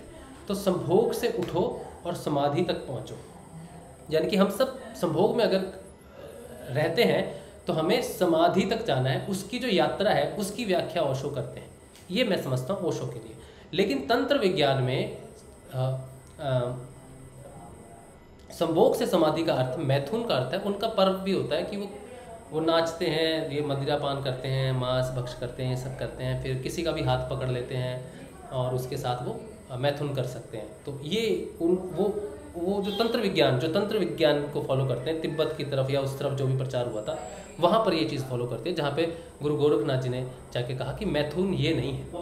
मैथुन का अर्थ है कि आपके अंदर जो वीर्य है उस वीर्य को जब ऊपर उठाओगे आप, ठीक है, जब आप में ब्रह्मचर्य प्रकट होगा, जो 3 बंध आपके लगेंगे, मूल बंध, उड़ियान बंध, जलंधर बंध, ये सारे बंध लगेंगे, ऊर्जा ऊपर उठेगी, तो जो वीर्य के अंदर जो ऊर्जा है वो ऊर्जा ऊपर उठेगी और यहाँ पर सहस्रार में जाके जब शिव और शक्ति, जो शक्ति चेतना ऊपर उठ रही है, वो शिव और शक्ति का जब मिलान होगा दोनों का, वो योग जिसकी बात हम करते हैं कि योग होना, समाधि में जाना और ऐसा आनंदित है कि आपको गुरुदेव कहते हैं कि निर्विष समाधि, जिसमें आपको बाहरी आवाज़ें सुनाई नहीं देती, वो पूर्ण परमानंद की स्थिति है। पूर्ण परमानंद, कब मरी हूँ कब पाई हूँ पूर्ण परमानंद। तो जो मैथुन की बात की गई है वो शिव और शक्ति का मिलन की बात कही गई है, वो परमानंद की बात कही गई है। तो मैथुन वो नहीं जो निम्न तौर पे किया जाता है, जो तंत्र विज्ञान में यूज़ होता है म के नाम पे, वो मैथुन शिव और शक्ति का मिलन है, दोनों का ऊपर का। और ये कई साधकों को ये चीज़ महसूस भी हुई है, उन्होंने कहा भी है कि ये अलग एक दृष्टिकोण है और वो बहुत ही समाधि की स्थिति वाली बात है। तो 5 म जो सनातन धर्म से है वो योग को डिफाइन करते हैं। मांस मतलब चित्त का, वयिष्ठ चित्त का समिष्ट चित्त में परिवर्तन हो जाना। मीन का मतलब है अपनी इंद्रियाओं में प्रत्याहार प्रकट होके अंतर्मुखी हो जाना। और मुद्रा का अर्थ है खेचरी मुद्रा का लग जाना, और वो रस का टपकना और आगे बढ़ना। और उसके बाद कौन से माँ थे, मीन, मदिरा का अर्थ है कि नाम जाप का नशा चढ़ जाना। और मैथुन का अर्थ है शिव और शक्ति का मिलन होना, योग होना। ये 5 म सनातन धर्म में है, जो कि तंत्र विज्ञान में अलग से ट्रीट किए जाते हैं। और इसीलिए ये जब परिवर्तन गुरु गोरखनाथ जी ने हमें दिया, सनातन धर्म में हमें इन अर्थों का मतलब समझाया, तो अब हमें समझ में आती है कि हमारे अंदर जो परिवर्तन आना चाहिए वो इन 5 म के हिसाब से वो कौन सा महत्वपूर्ण परिवर्तन है जो हमारे अंदर आता है। और जो पूरा परिवर्तन उन्होंने तिब्बत की तरफ लाया, जिनको अभी आज उनके सिक्के पर भी गोरखनाथ जी की छवि रहती है, और नेपाल की तरफ उन्होंने जो परिवर्तन लाया, सनातन धर्म को प्रचार प्रसार करके लाया, तो उनका बहुत बड़ा योगदान है गोरखनाथ जी का सनातन धर्म के प्रचार प्रसार के लिए, और हमें ये ज्ञान देने के लिए कि हम जो ऊपर उठ रहे हैं इसमें जो परिवर्तन होता है ये इस तरह से परिवर्तन होता है। जो बात हमें गुरुदेव ने भी यही सारी चीज़ें बताई हैं कि ऊपर उठते हैं, बहुत सारी चीज़ें हैं जो आप पूर्ण परमानंद की तरफ बढ़ो, आनंद की तरफ बढ़ो, कृष्ण की तरफ बढ़ो, और नाम खुमारी की तरफ आप बढ़ो, खेचरी मुद्रा आपको लगेगी और नाम का नशा आएगा, और जो बदलना है, जो खान पान बदलना है, अपने आप बदलेगा आपका। तो ये 5 म महत्वपूर्ण म है जिसकी जानकारी मुझे आज मिली और मैंने आपके साथ शेयर किया। अब आपका कोई प्रश्न हो तो ठीक है, नहीं तो फिर आज का भैया जी। हाँ जी। ये जो अघोर पंथ बोलते हैं ना, हाँ, वो अघोर पंथ में ये 5 म ही होते हैं, उनकी दीक्षा के समय ये 5 म उनसे करवाए जाते हैं। हाँ, मतलब ये they follow this 5 months blindly. तो उनकी डेफिनेशन क्या देते हैं अघोर में? जी मैंने जो बुक पढ़ी थी ना उसमें कुछ अलग था, लेकिन ये तो निंदा ही थी कि ये जो अपने हिसाब से मतलब निकाला है उन्होंने, वो अपने आनंद के लिए, जैसे ट्रेडिशन में एक ने दूसरे ने तीसरे को, फिर उसने उसका मिसयूज किया, फिर उसने अपने हिसाब से किया, तो वो गलत मतलब निकालने की वजह से वो उसका पूरा जो ओरिजिनल मतलब है वो फेड हो चुका है। हाँ। और ये पूरा स्वार्थ के हिसाब से अपना मतलब निकल रहा है। हाँ। लेकिन वो बुक अगर मेरे को फिर से हाथ में आएगी तो मैं उसका, वो लेकिन गुजराती में है, अगर आप चाहे तो मैं उसका हिंदी में कुछ ट्रांसलेशन करके आपको भेजूंगी। हाँ, वो 5 म मुझे भेज देना, वहाँ से भी कंफर्मेशन पता चलेगी। ये तो गोरखनाथ जी की वाणी है जो मैं आपको बता रहा हूँ। हाँ, लेकिन ये मेरे को पक्का कंफर्म है कि ये जो अघोरी पंथ होता है वो भी हमारे ही वहाँ के मतलब नाथ संप्रदाय में ही आता है, अघोरी पंथ। हाँ हाँ हाँ हाँ, तो वो थोड़ा इसमें ये 5 म तो पक्का रहता है। हाँ, ये 5 म महत्वपूर्ण है। आप भेजना, उसमें भी पढ़ेंगे अघोर को कौन से 5 म दिए जाते हैं। लेकिन जी जी। जो गुरु गोरखनाथ जी ने बताया, मेरे ख्याल से हमारी साधना में सनातन धर्म के हिसाब से कोई भी पंथ अगर चलेगा तो ये 5 म बहुत ही अच्छे से एक्सप्लेन किए हैं उन्होंने, और हमें समझ भी आ रहे हैं क्योंकि हम उस रास्ते पे चल रहे हैं, तो हमें समझ भी आ रहा है कि प्रत्याहार क्या होता है, हम फील करते हैं वो चीज़। ये अभी जो मतलब चल रहा है वो तो डेफिनेटली हो ही नहीं सकता, क्योंकि साधना कभी भी ये अहिंसा में या फिर ऐसे मतलब ये तो बिलीव करते हैं, मतलब ऐसा तो हो ही नहीं सकता जो अभी ये मतलब समझा रहे हैं हम। हाँ जी। तो डेफिनेटली जो हमारे गोरखनाथ जी ने बताया था वही मतलब हो रहा हो। हाँ बिल्कुल सही बात है, बिल्कुल सही। फिर भी आप भेजना, हम एक बार पढ़ेंगे उसको। जी पक्का पक्का। जय श्री जय श्री। अच्छा, तो ये चीज़ है। अगर आपका किसी का कोई प्रश्न हो तो अच्छी बात है। अच्छा, प्रश्न है यूट्यूब पे, कहते हैं बजरंग लाल जी कह रहे हैं विशुद्धि चक्र में पहुंचने पर किस टाइप की एक्टिविटीज़ होती है या फिर क्या होता है।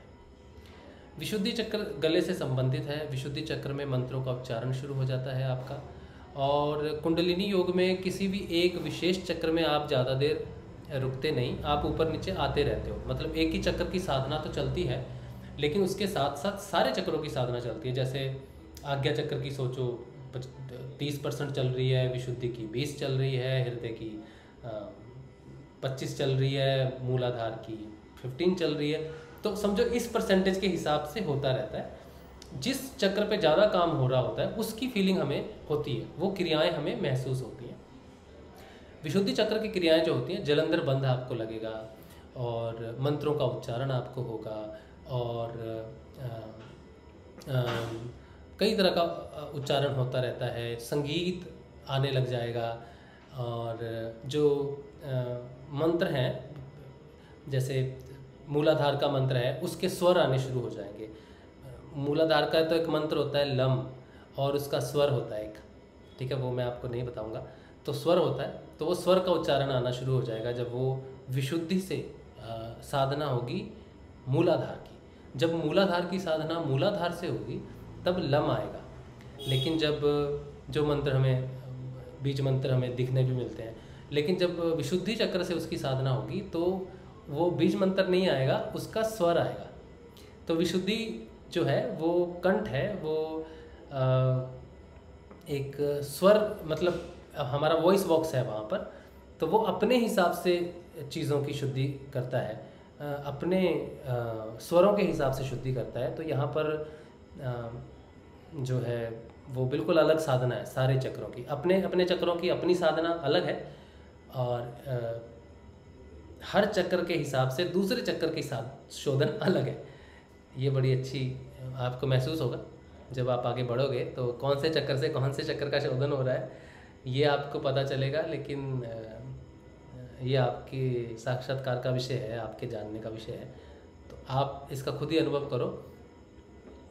जो चीज़ प्रस्तुत है सबके सामने, जो आपकी साधना में खलल ना डाले उतनी शेयर करनी ठीक है, बाकी कुछ चीज़ों पे रोक लगनी ठीक है, वो आपके साक्षात्कार का विषय है, सब चीज़ें नहीं। बेसिक चीज़ें हम बात कर सकते हैं, बदलाव की बात कर सकते हैं, लेकिन साधना में होने वाले अनुभव मैं ये बता दूंगा तो कल ही किसी को वो अनुभव होना शुरू हो जाएगा, तो वो ठीक नहीं है। इसीलिए ठीक नहीं है, वो अनुभव बताना ठीक नहीं है, वो क्रिया बताना ठीक नहीं है। बड़ी मुश्किल हो जाती है दूसरे साधकों के लिए, जो मनोमय कोश में है उनके लिए। वो पहुंच जाते हैं वहाँ पर, अगले ही दिन पहुंच जाएंगे वहाँ पर, तो वो मुश्किल हो जाएगा। ठीक है, तो पता चल जाएगा आपको। उसके बाद बजरंग लाल जी कह रहे हैं विशुद्धि चक्र में पहुंचने पर, हाँ ये तो हो गया। मेरे को किसी ने बताया है कि आपकी साधना विशुद्धि चक्र में पहुंच गई है। मेरी साधना जो है वो सारे चक्रों की है, आपकी भी सारे चक्रों की चल रही है, सारे चक्रों की आपकी चल रही है। किसी एक चक्र की साधना जब चलती है विशेष तौर पे, तो उसकी चीज़ें प्रस्तुत होती हैं सामने। ठीक है, जब किसी ने आपको बताया होगा, जब मैंने किसी को बताया होगा, तो उस समय मेरे विशुद्धि चक्र की साधना चल रही थी। शाउटिंग होती है बहुत ज़्यादा विशुद्धि चक्र में, बहुत ज़्यादा शाउटिंग होती है विशुद्धि की। विशुद्धि को पार करना बहुत मुश्किल होता है, गुरु कृपा के बिना तो कोई भी चक्र पार करना मुश्किल है, लेकिन विशुद्धि में आपको विशेष सहायता गुरुदेव की प्राप्त होगी, हृदय में विशेष सहायता प्राप्त होती है। सबसे पहले आज्ञा चक्र खुलता है, तो अगर आपको ये लगता है कि विशुद्धि चक्र ऊपर उठ गए तो हम इतनी साधना हमारी होगी, तो ये गलत है। विशुद्ध सबसे लास्ट स्टेज जो है समाधि से पहले की, वो है मूलाधार की। मूलाधार की साधना सबसे आखिरी साधना है समाधि में जाने के लिए, विशुद्धि चक्र की नहीं। विशुद्धि चक्र अपने आप में खुला हुआ है, अपने आप में ये पारसी है, ये सारे चक्रों को क्लियर करता है, इसको क्लियर होने की ज़रूरत नहीं है। हृदय चक्र को क्लियर होने की ज़रूरत नहीं है, ये हृदय चक्र अपने आप में पूर्ण ठीक ठाक है, विशुद्धि चक्र अपने आप में पूर्ण है, और आज्ञा चक्र, इनमें हम कोई बदलाव नहीं कर सकते, ये हमारे अधीन नहीं है, ये सिर्फ हमें इनसे गुजरना होता है। एज ए साधक चेतना और रूप में मैं इनसे गुजरता हूँ। तो पहले जब गुरुदेव हमें दीक्षा देते हैं, गुरुदेव को हम यहाँ पर देखते हैं, तो ये अंदर जाने का रास्ता है। तो सबसे पहले हम आज्ञा चक्कर से गुजरते हैं, सीधा आज्ञा चक्कर से गुजर के कुंडलिनी मन का हरण करती है, प्राण का हरण करती है, और वो रहता है हृदय में। तो फिर हृदय से स्पंदन होने शुरू होते हैं, वहाँ से वो अंदर जाती है जो है सुषुम्ना नाड़ी, सुषुम्ना से वो ऊपर उठना शुरू करती है। ठीक है, एक बार सुषुम्ना में चली जाए फिर सारे चक्रों का एक्सेस उसे मिल जाता है। फिर एक एक चक्र के हिसाब से उस चक्र में मेरी स्थापना होगी। उस चक्र के अधीन जो नीचे के चक्र आते हैं उनकी भी शोधन होगा उस चक्र के हिसाब से। विशुद्धि चक्र कोई बहुत ऊपर की बात नहीं है, सबसे ऊपर की बात है मूलाधार चक्र। विशुद्धि चक्र समझ लो आप तीसरा चक्र है, और बिल्कुल हर साधक की एक्सेस है, आपकी भी है, जितने भी लोग हैं। जब मुझे साधना में ये चीज़ें पहली बार पता चली तो मुझे ऐसे ही लगता था कि विशुद्धि में पहुंच गए, मतलब यहाँ से यहाँ पहुंच गए। लेकिन सिद्ध योग की साधना ऊपर से नीचे आती है, हठ योग की साधना नीचे से ऊपर जाती है। तो गुरुदेव जब आपके पास हैं तो ये तीन चक्र आपका विषय ही नहीं है, आप इनमें कुछ भी नहीं कर सकते। सिर्फ गुरुदेव पुश मारते हैं, कहीं ना कहीं से किसी ना किसी रूप से गुरुदेव पुश मारेंगे। ये आपके साधना का विषय नहीं है, आपकी साधना का विषय सिर्फ और सिर्फ नीचे के तीन चक्र हैं। ठीक है, यानी कि नीचे के तीन चक्रों में जो परिवर्तन महसूस होगा, जिसे क्रियात्मक बदलाव कहते हैं, वो बदलाव आप देखोगे। जब आप इन चक्रों से गुजरोगे तब इनको फील करोगे, हृदय में हार्ट बीट फील करोगे, पल्पिटेशन फील करोगे, पेन फील करोगे, प्राणायाम फील करोगे, सांसों का ऊपर नीचे होना, छोटी सांसें, बड़ी सांसें, नाक से नहीं आ रही, मुंह से आ रही है सांस, मुंह से नाक से यहाँ तक जाएगी सांस, यहाँ तक फील होगी, यहाँ पर सांस फील होगी। आप सांस लोगे, यहाँ पर फील होनी चाहिए, यहाँ पर फील होगी, यहाँ तक जा रही है सांस। ठीक है, तो ये प्राणायाम फील होने की बात है। तो ये आपके ये ऑटोमेटिक चीज़ें हैं। ठीक है, ये अपने आप होती रहेंगी। अब ये जो परिवर्तन आप में होगा उसका प्रभाव नीचे पड़ेगा, नीचे के तीन चक्रों में। ठीक है, नीचे के तीन चक्रों में जब प्रभाव पड़ेगा तब आप व्यवहार करोगे मेरे साथ, अपने घर वालों के साथ और दूसरों के साथ। तो जब मुझ में, आपके घर वालों में, आपके रिश्तेदारों में या किसी अलग व्यक्ति विशेष में आप किसी से बात नहीं करके अपने आप से बात करना शुरू कर दोगे ना, तब नीचे के तीन चक्र जो हैं वो ऊपर के तीन चक्रों का आदेश का पालन शुरू कर देंगे। उनकी शुद्धि होनी शुरू हो जाएगी। हृदय से जब शुद्धि होगी तो भावों की शुद्धि होगी, किस भाव से बात कर रहे हो। विशुद्धि से जब शुद्धि होगी तब बात, टोन, लय, रिदम, किस तरह से किससे बात करनी है, किस स्वर में करनी है, कैसे करनी है, उसकी शुद्धि होनी शुरू हो जाएगी। आज्ञा चक्र से जब काम होगा तो दृष्टा भाव प्रकट हो जाएगा, दृष्टिकोण से मुक्त हो जाओगे, इसका दृष्टिकोण, इसका दृष्टिकोण, इसका दृष्टिकोण, इससे आप मुक्त हो जाओगे।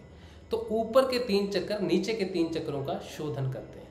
हम किस चक्र में हैं वो विशेष बिल्कुल भी नहीं है, हम में क्या बदलाव इस समय चल रहा है वो ज़्यादा महत्वपूर्ण है। और कोई चक्र ऊपर नीचे दिखते हैं वैसे है नहीं, सबसे ऊपर का चक्र मूलाधार है। ठीक है, तो चक्रों में मेरे ख्याल से आप चक्रों का ज्ञान प्राप्त कर सकते हो। लेकिन कोई कहे मैं आज्ञा चक्र में पहुंच गया हूं तो वो बहुत विशेष हो गया है या बहुत आगे बढ़ गया है, ऐसा नहीं आप समझना। कोई कहे कि मेरा मूलाधार पूरी तरह क्लियर हो गया तो आप कहना भैया ये बंदा शरीर रूप में पूरा स्वस्थ हो गया। कोई कहे मेरा विशुद्धि मेरा स्वादिष्ठान चक्र क्लियर हो गया तो समझ लेना कि ये इसकी सोच पूरी तरह से पवित्र हो गई। कोई कहे मेरा मणिपुर चक्र पूरा ठीक हो गया है तो कहे मन इसके पूरे वश में हो गया, ये जहाँ चाहे दृढ़ता, विश्वास, डिटर्मिनेशन इस बंदे के पास पूर्ण रूप से हो गई है। अब इस बंदे को कोई हरा नहीं सकता जीवन में। अब ये इसने जग जीत लिया है। जिसने मणिपुर चक्र जीत लिया उसने जग जीत लिया। तो नीचे के 3 चक्रों का परिवर्तन हो गया तो वो साधक समाधि के काबिल हो गया। ठीक है, तो ये चीज़ें अलग हैं। चक्रों को देखने की दृष्टिकोण हठ योग से जो आप इंटरनेट पे देखते हो, किताबों में पढ़ते हो, वो अलग है, और जो आपके साथ हो रहा है सिद्ध योग में वो अलग है, क्योंकि ये गुरुदेव कर रहे हैं।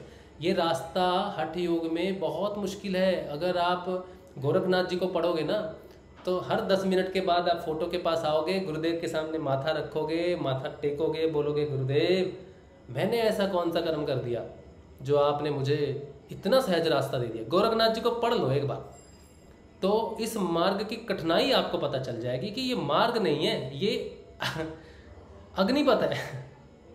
अग्निपथ है, कांटे का पथ है, ऐसा पथ है जिस पे चलने के लिए इतना दृढ़ होने की आवश्यकता है जो संसारिक व्यक्ति नहीं हो सकता। और इन्होंने कहा तू मुझ पे छोड़ दे, तू मेरा नाम जप ले।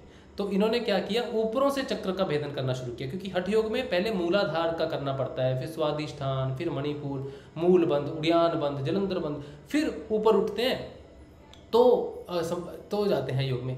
और गोरखनाथ जी तो कहते हैं अष्टांग योग नहीं है, वो 6 अंगों का योग मानते हैं। अष्टांग योग तो पतंजलि ने दिया हमें। गोरखनाथ जी तो 6 अंगों का, यम और नियम को तो वो कहते हैं अगर तुम में यम नियम नहीं है तो भाग जाओ यहाँ से, तुम शिष्य होने के लायक ही नहीं। यम और नियम यही है, नीचे के 3 चक्र।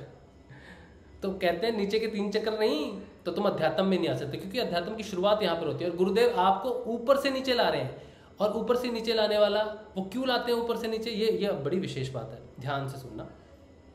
ऊपर से नीचे लाने वाला कौन हो सकता है, जो ऑलरेडी ऊपर से नीचे आया हो।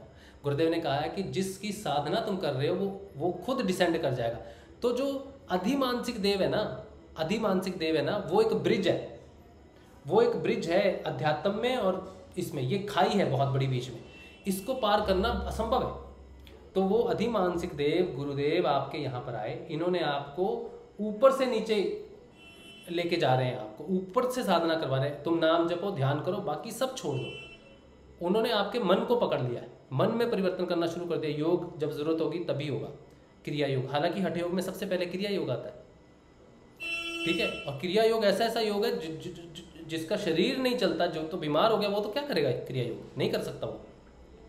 गुरुदेव ने कहा जो भी है आ जाओ, बस सरेंडर कर दो, बस सरेंडर कर दो, गुरु को सरेंडर कर दो, क्योंकि गुरु से बड़ा कोई होता ही नहीं। गुरु ही भगवान है, गुरु ही ईश्वर है, गुरु सब कुछ कर सकता है। गुरु सब कुछ कर सकता है। और जो गुरुदेव रामलाल जी त्याग कर रहे हैं, इस पे तो लोगों को यकीन ही नहीं होता। और जब आपको सच्ची, आप तो भी कह रहे हो ना मेरे गुरुदेव जैसा कोई नहीं, लेकिन क्यों नहीं है ये आपको तब पता चलेगा जब आप सच में अपनी यात्रा को समझोगे कि सारी दुनिया तो नीचे से ऊपर उठ रही थी, मेरे को तो गुरुदेव ने टॉप पॉइंट से नीचे दिखा के लाए हैं। देख देख ये साफ हो रहा है, देख ये साफ हो रहा है, देख। जब नीचे सारा साफ हो जाएगा फिर कहेंगे अब उठ जा बेटा ऊपर। फिर वो जो ऊपर उठती है ना चीज़, फिर आप वहाँ से उठोगे। तो नीचे से नहीं उठ सकते, क्योंकि नीचे तो पूरा हम लिप पूरे ढके हुए हैं, तो हम उठ ही नहीं सकते ऊपर। तो गुरुदेव ने हमारी चेतना को रिवर्स करके लाए हैं। बहुत तगड़ी चीज़ है, बहुत अजीब, बहुत घटना है, बहुत गुरुदेव की घटना गुरुदेव ही जानते हैं। लेकिन बस ये है कि आप मंत्र जाप और ध्यान करो, धीरे धीरे आपको जब वो क्रिया होगी, जब वो बदलाव आपको महसूस होंगे तो प्रश्न आएंगे आपको। वो प्रश्न आप गुरुदेव को पूछना, गुरुदेव आपको किसी वीडियो से कनेक्ट करेंगे, किसी किताब से कनेक्ट करेंगे, किसी से भी कनेक्ट करें, वो उसकी रिस्पॉन्सिबिलिटी। आपको उस चीज़ का ज्ञान प्राप्त हो जाएगा कि सफाई कहाँ पर चल रही है। व्याकुल होने की बिल्कुल आवश्यकता नहीं है।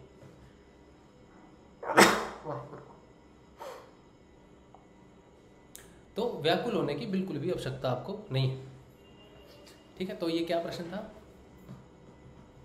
हाँ, विशुद्धि चक्र का। अच्छा, ये कह रहे हैं कि बजरंग लाल जी कह रहे हैं कि आपसे कांटेक्ट कैसे करें। मैं फ़ोन पे अवेलेबल नहीं हूँ, ठीक है। फ़ोन मैं नहीं यूज़ करता, बिल्कुल नहीं यूज़ करता फ़ोन, बहुत कम, बहुत ही रेयर। अगर यूज़ करता हूँ तो आप मुझे व्हाट्सएप पे वॉइस मैसेज भेज सकते हो। वॉइस मैसेज और मैसेजेस को मैं अटेंड करता हूँ, कॉल्स को मैं नहीं ले पाता। इसका कारण ये है कि मेरी जो साधना इस समय चल रही है, मैं ज़्यादा देर फ़ोन पे बात करने से मुझे दिक्कत होती है। पर्सनली कोई इशू नहीं है, साधना में कुछ ऐसी चीज़ें हैं जो ऊर्जा मुझे फील होनी शुरू हो जाती है, और वो इस समय ऐसी चल रही है कि मैं ज़्यादा देर फ़ोन पे बात नहीं करता, तो मैं बात नहीं करता फ़ोन पे। लेकिन मैसेजेस अगर आपके होंगे व्हाट्सएप पे, आप मुझे वॉइस मैसेजेस कर सकते हो, और वो मैसेजेस के मैं रिप्लाई करूँगा। और अगर आप मुझसे बात करना चाहते हो तो सिर्फ ये गुरुदेव की एक विंडो है मेरे लिए, 7 बजे से लेके 8:30 बजे तक, 8:45 बजे तक, 9 बजे तक, ये 2 घंटे की विंडो मुझे दी गई है बात करने के लिए। इसमें मैं बात करता नहीं, इसमें मेरा कुछ जाता नहीं, मेरा कुछ आता नहीं, कुछ नहीं। इसमें वो मुझे बिठा देता है, आप उससे प्रश्न पूछो, वो आपको जवाब देता है, माध्यम मैं बन जाता हूँ। इसमें मुझे कोई दिक्कत नहीं है। तो आप गूगल मीट से मेरे से बात कर सकते हो। इस अगर आपको बात करनी है परस्पर, कुछ भी पर्सनल मैटर डिस्कस मैं नहीं करता अभी, ठीक है। पहले शुरुआती तौर पे करता था, लेकिन अब मैं नहीं करता। कोई भी पर्सनल मैटर आपके हो तो मैं डिस्कस नहीं करता। साधना से रिलेटेड आपके कोई भी क्वेश्चन हो वो सार्वजनिक होने चाहिए, ठीक है। तो आप वो सार्वजनिक तौर पे पूछ सकते हो, या फिर अगर आपको लगे कि सार्वजनिक तौर पे नहीं कर सकता प्रश्न, तो आप मुझे वॉइस मैसेज कर सकते हो उस चीज़ के लिए। तो ये 2 चीज़ें हैं जो आप अभी फॉलो करो अभी के लिए। आने वाले समय के लिए फ़ोन पे मैं अवेलेबल होता हूँ कि नहीं होता हूँ ये मैं मुझे नहीं पता अभी तो। लेकिन इस समय की साधना थोड़ी सी डिफ़िकल्ट है, थोड़ी सी समय नहीं निकाल पाऊँगा। थोड़े चेंजेस चल रहे हैं, फिज़िकल बॉडी में बहुत परिवर्तन चल रहे हैं, तो इसलिए। अच्छा, महेंद्र व्यास जी भी वही बात बोल रहे हैं। महेंद्र भाई, बजरंग भाई, ये मेरी अभी है रिक्वेस्ट ही है कि अभी फ़ोन पे नहीं, फ़ोन पे जब अवेलेबल हो जाऊंगा तब मैं बता दूंगा। क्योंकि एक बार मैं पहले फ़ोन पे अवेलेबल था 24 घंटे, हर कॉल को अटेंड करना ही मेरे लिए महत्वपूर्ण था, वही मेरे अंदर से आवाज़ थी। आज मेरे अंदर से आवाज़ है कि अभी फ़ोन पे नहीं रहना, और मैं कहीं भी एक्टिव नहीं हूँ ज़्यादा किसी भी सोशल मीडिया पे, या कहीं भी ज़्यादा एक्टिव नहीं हूँ। थोड़े समय के लिए एक्टिव हो बस, ठीक है। क्योंकि साधक की 2 यात्राएं होती हैं। तो ऊपर की यात्रा जैसे मैंने कहा कि सीखने की, और नीचे उस सीख को इम्प्लीमेंट करने की, ठीक है। तो अभी सीखने का समय चल रहा है, इम्प्लीमेंट का समय अभी नहीं है। जब इम्प्लीमेंट का होगा तब ओपन हो जाऊंगा मेरे ख्याल से मीडिया वगैरह पे, ठीक है। चलिए, ये हो गया। तो और किसी का कोई प्रश्न तो नहीं है, अच्छी बात है, ठीक है। फिर जय श्री गुरुदेव आप सबको। और सुबह रेगुलर ध्यान, नियमित ध्यान करना ज़रूरी है। नियमित ध्यान कीजिए, नियमित ध्यान बहुत ताकत है नियमित ध्यान में, ठीक है। प्रकृति नियम से ही काबू में आ सकती है। प्रकृति के साथ अगर मेल करना है तो खुद नियम में आना पड़ेगा, ठीक है। और जो विशुद्धि चक्र की बात जो हुई है, विशुद्धि चक्र भी नियमित साधना का ही शुरुआत ही नियमित साधना से होती है विशुद्धि चक्र की। जब विशुद्धि चक्र में चेतना होगी तो साधना में नियमितता आ जाएगी, फिक्स हो जाएगी साधना, यही विशुद्धि चक्र है, ठीक है। चलिए, जय श्री गुरुदेव आप सबको। जय श्री दादा गुरुदेव। सुबह 6:30 बजे के ध्यान में। जय श्री गुरुदेव। जय श्री दादा गुरुदेव। जय श्री गुरुदेव। जय श्री गुरुदेव। जय श्री दादा गुरुदेव। जय श्री गुरुदेव।